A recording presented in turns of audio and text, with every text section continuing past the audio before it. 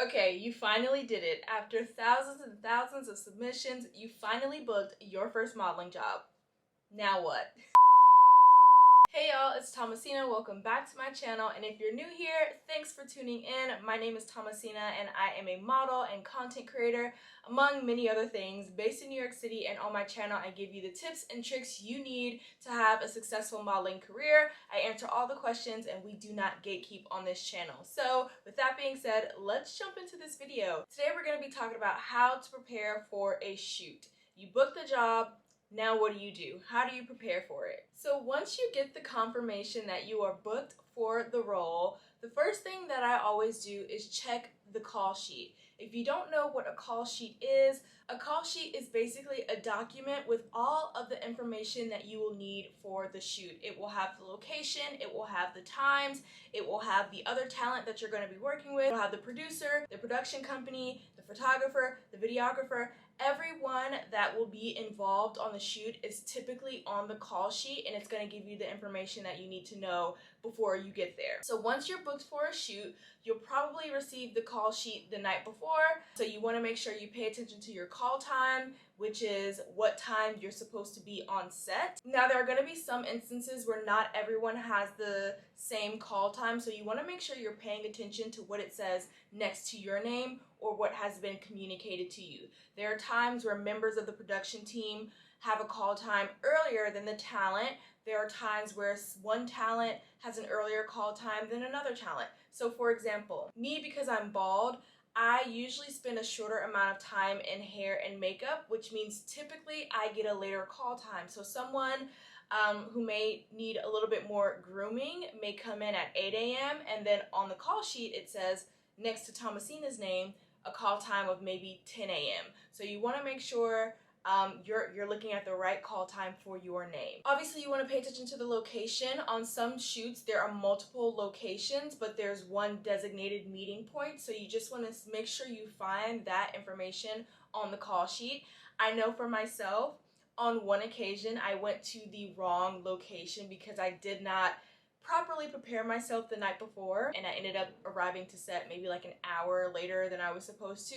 Thankfully, they were okay with it, but that small misstep could have easily been avoided had I done my due diligence the night before, which I typically do. I don't know what was going on in my life, but had I checked the call sheet and the time and the location beforehand, I could have avoided that situation. So don't be like me. Make sure you're checking all of the details on your call sheet. That's why they send it out in the first place. Another thing that I like to do before arriving to set is looking at all of the contacts on the call sheet. Now, depending on if you are represented or unrepresented, some agencies will not send you the call sheet. So the client may send the call sheet to the agent, and your agent will just send you your need to know information.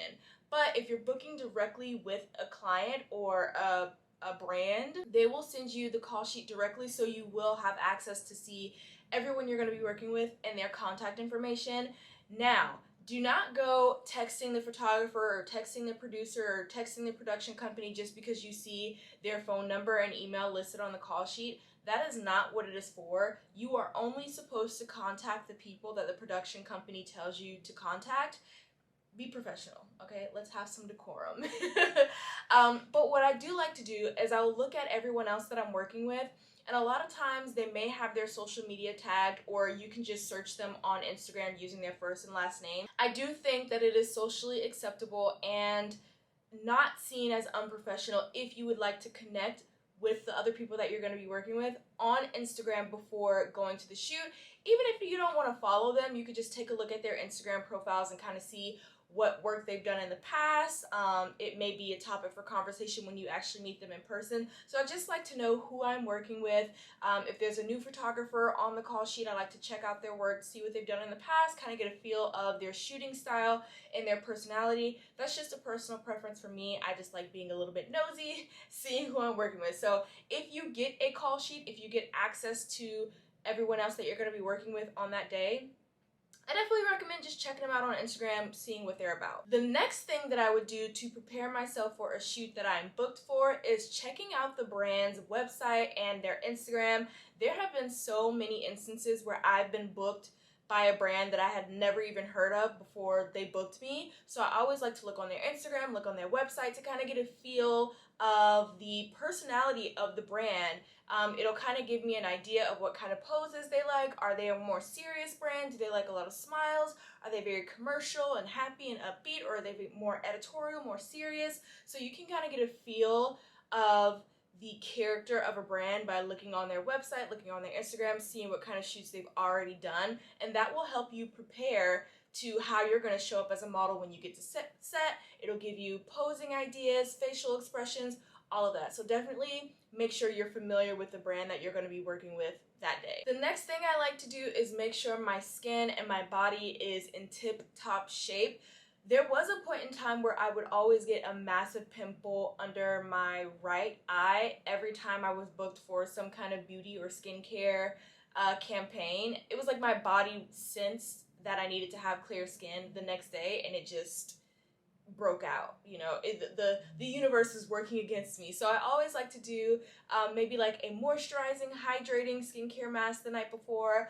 I live and swear by and die by Curology's pimple patches. Those pimple patches work the best for me out of all the pimple patches. So if I do get a flare up, which I'm having one right now, if you can see, I always put my pimple patches on the night before, the day before, and it's typically, if it's not 100% gone, it's significantly decreased by the day of the shoot, so I just like to make sure I'm taking really good care of my skin.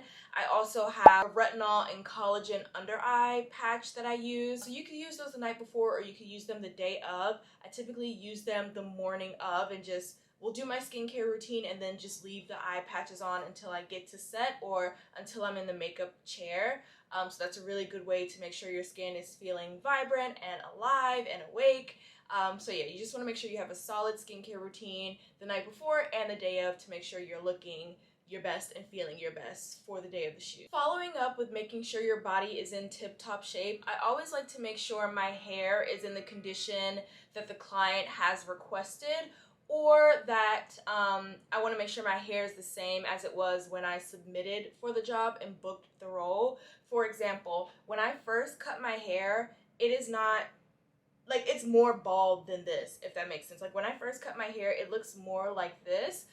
So if I submitted to a brand and they booked me when my hair was a little bit grown out, I will plan ahead of time, like, when I need to cut my hair to make sure it's the same length for the actual shoot. A lot of times they will give you specific hair directions. So they'll say, come with your hair freshly washed, come with your hair in its natural state, come with your hair up, come with your hair already curled. So you really just want to make sure you're following whatever instructions they tell you. If they don't give you any instructions, come with your hair in its natural state, but make sure it is manageable, because they're most likely going to have a hairstylist on set to do whatever they've requested. But if you show up and your hair is unmanageable, not only are you going to make it more difficult for the hairstylist on set, you're going to make it more difficult for yourself, because you don't want to be looking any kind of way in front of the camera. You want to make sure you look and feel your best. Okay, fast forward, it is now the day of the shoot, the day of you working your first modeling job.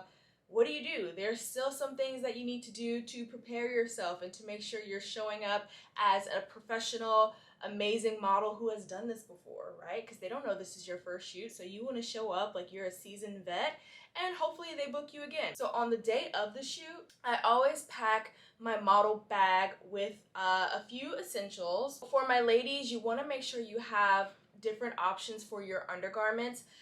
For me, I typically never wear a bra, so I always just make sure I have the nipple covers, and that pretty much secures me. For my bustier ladies, you want to make sure you have your strapless bra options. You want to have a good support bra option, maybe even a push-up option, depending on what your wardrobe is going to be for that day, but you definitely want to make sure you bring options. You want to have a black undergarment option, and you want to have a nude undergarment option. Now for my darker complexion ladies like myself, nude is not a white nude, it is a your skin color nude. Now it's 2024, so you guys are probably aware of this, but when I first started modeling, I just assumed nude was like this color, like the palm of my hand, like the common referenced nude, like the nude that you think of when you think of nude. Does that make sense? Like back in my day when I first started modeling, nude was like this color. Now we have brands like Skims and Fenty, and even Victoria's Secret is becoming a little bit more inclusive, where you have more inclusive shades of nude. So you want to make sure the nude matches your complexion, otherwise it defeats the purpose of wearing nude undergarments. So you want to wear your black undergarments, you want to bring your nude undergarments, typically seamless underwear. So if you don't have seamless underwear, definitely bring a thong, but your seamless option is going to be your best bet, and you want to make sure it's actually seamless because there are so many undergarments that are marketed as seamless and they're not seamless. So I always bring a seamless type of underwear and a thong type of underwear just in case. I also bring makeup wipes just in case. I don't want to use all the makeup artists' makeup wipes. Like when I'm leaving set, I typically like to clean my face before going out into the wild, depending on the type of makeup that I have on. So I always just like to bring makeup wipes just in case I want to clean my face before leaving work. It helps keep my skin clear because I do tend to break out whenever I wear makeup. And I just like to have it on hand. You never know when you'll need it. I also recommend bringing your shade of foundation just in case. Again, it's 2024 and I find that most makeup artists are way more prepared nowadays than they were, let's say, 8 years ago. And their makeup kits are much more inclusive. But every now and then you will get a makeup artist who just may not be as well versed with working with all skin shades. Even if you're super pale, like I just recommend bringing your own foundation shade just in case. There are even instances where maybe a makeup artist will do your face and maybe you don't like the way that it looks. You always just want to be prepared to be able to do touch-ups here and there so that you are looking and feeling your best when you get in front of that camera, because at the end of the day, it's your face that's going up on all these advertisements and you want to make sure you're looking good. So my love to my makeup artist, but sometimes some makeup artists just don't get it right and you just want to make sure you're prepared to fix it if you need to. As far as toiletries, I always like to bring deodorant and unscented lotion. Oftentimes I will wipe off the deodorant that I wore to set so that it doesn't get on any of the clothing that I'm wearing during the shoot. So I always want to reapply after the shoot so I'm not walking around funky. But that's where the wipes come in handy. So yeah, deodorant and unscented lotion, most clients do not like you to wear a lot of perfumes and strong scented lotions on the garments because you don't always get to keep these things, whether they resell them or whether they use them for another shoot. You just want to make sure the garments are in good condition. The next thing that I do to prepare myself for a shoot day is pay attention to what I'm wearing to set. I try not to wear super form-fitting clothing that is going to leave like imprints on my skin. For instance, I know I think they're called crew socks. Crew socks are all the rage these days, like the little scrunchy socks, but sometimes they will leave like imprints on your ankles or on your legs. So I try to just wear loose clothing to set so that I don't have any marks on my skin when I actually get in front of the camera. Another thing that you should do to prepare yourself when showing up to set is try to avoid wearing any competitor's logo, any competitor's clothing, any competitor's products at all. For instance, if you are on shoot for Nike, you don't want to show up with Adidas sneakers or Champions sneakers. You want to try to wear Nike apparel if you have it. If you don't have any of the brand's clothing, that's fine. Just try to show up to set with unbranded clothing options. And if you have any attire with the brand's logo on it, it shows that you're an actual supporter of the brand too. So that's just icing on the cake. And last but certainly not least, this is probably the most important thing on this list, is bring your personality to set. I don't care how tired you are, I don't care how introverted you are, how antisocial you are, your personality in combination with how well you pose in front of the camera, but your personality is going to be the icing on the cake. This is going to be the reason why clients continue to rebook you. And the goal at the end of the day is to get booked again, whether it's from the same client or whether it's from a production company that's working with another client. You want to get your name out there, you want to get your personality out there. When people see your name, they know, oh, she's fun to work with, oh, she's professional, oh, she gave me a laugh. So you definitely want to bring your personality to set. I will say I'm an introvert through and through. You guys may not be able to tell from my animation in this video, but I definitely am an introvert, and talking to too many new people definitely makes my social battery deplete pretty quickly. When I first started out in modeling, socializing was not my top priority. Like, I would go to set and I would be so quiet. I would speak to people if they spoke to me, but outside of that, I wasn't like forcing conversation or starting conversation with people.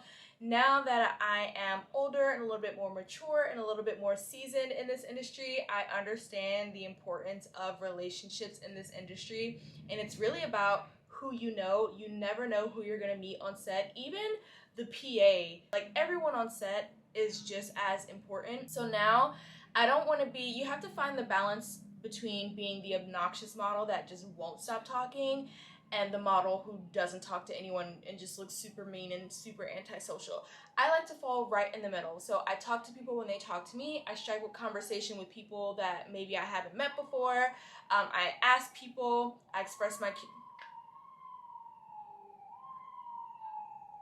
So yeah, I strike up conversations with everyone nowadays. I'm talking to the photographer, I'm talking to the videographer, I'm talking to the PA, I'm talking to the gaffer, I'm talking to the guy who's doing the lights. Like, I'm talking to everyone. I'm talking to the talent, I'm talking to the directors, the producers. So I like to disperse my conversation evenly amongst everyone that is on set. And then, you know, every now and then I'll just take time to myself. I always bring a book to set, or maybe I'll be editing content in the background, but I like to find that balance of communicating, but I definitely like to show my personality. I'm a very sarcastic and kind of dry humor kind of person, and people tend to like that. So I feed off of that. I'm not pretending to be somebody that I'm not. I'm showing up as my authentic self, because when you do pretend, people know, especially in this industry. Like, we've seen it 50 million times before. We know when you're not being yourself. And honestly, these brands, these clients, these photographers, they just want you to be your authentic self. So make sure you bring your best personality to set. And yeah, so congratulations on booking your first modeling job. I'm so proud of you, and I hope that my videos have played a part in helping you reach this milestone. Cheers to many more bookings in the future, because you're gonna show up and show out. So I hope you guys found this video helpful. As always, if you have any questions about your modeling career, your modeling journey, comment below or shoot me a DM on Instagram. I try to be as responsive as I can on there. But yeah, I will catch you guys in the next video. Bye! 'Cause I'm not just a pretty girl, I'm more than just a picture. I'm a daughter and a sister.